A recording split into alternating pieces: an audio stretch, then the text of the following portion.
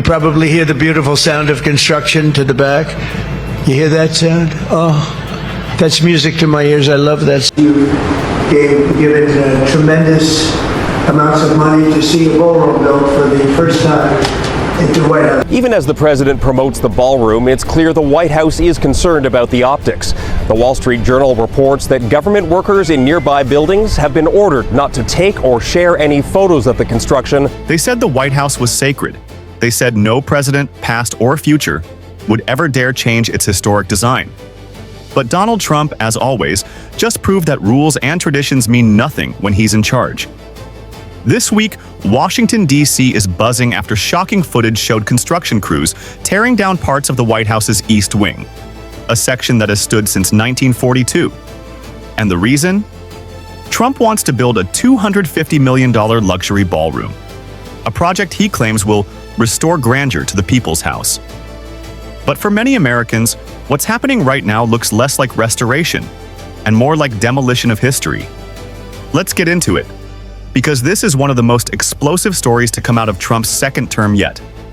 According to multiple reports from Global News, Yahoo, and NTV Kenya, Trump has officially greenlit a partial demolition of the East Wing to make way for what he's calling the American Heritage Ballroom.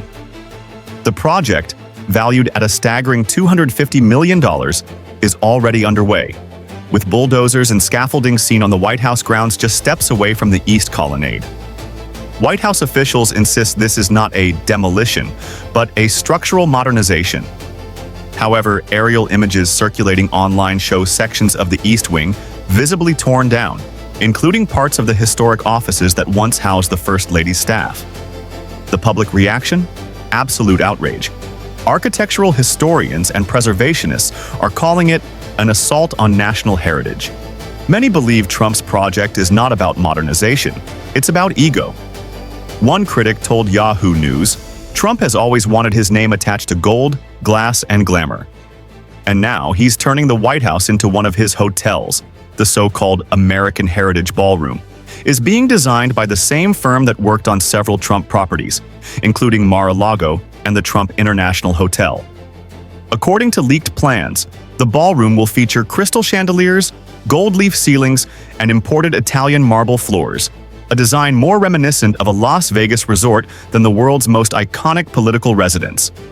And here's where the controversy gets even deeper. While the White House says the project is being funded by private donations, several watchdog groups are demanding transparency.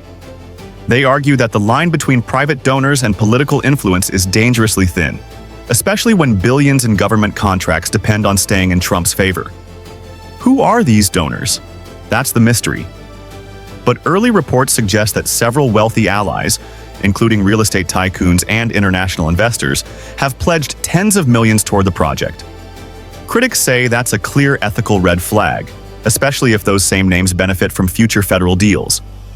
Meanwhile, Trump's supporters are calling the outrage overblown.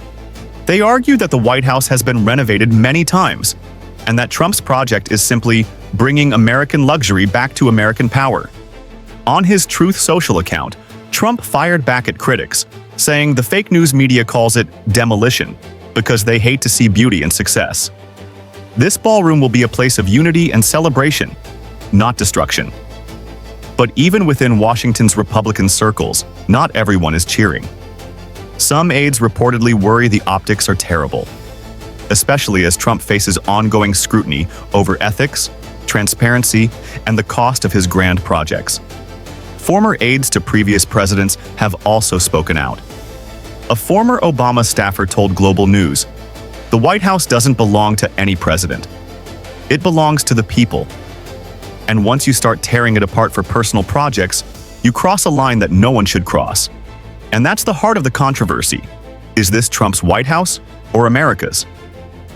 The East Wing may not be the most famous part of the building, but it's historically significant. It was built during World War II and served as an administrative hub for generations of First Ladies. For decades, it symbolized tradition, diplomacy, and stability. Now, with walls coming down and marble being laid, many fear that part of that history is being lost forever. Yet, Trump sees things differently. According to one of his aides, the president believes the new ballroom will bring back prestige and revenue opportunities by hosting major international events, state dinners, and American-made celebrations. He reportedly told his team, "We're not destroying history, we're adding to it."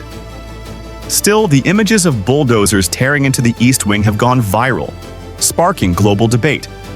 The BBC reported that foreign leaders and diplomats have privately expressed concern that Trump is politicizing a global symbol of democracy.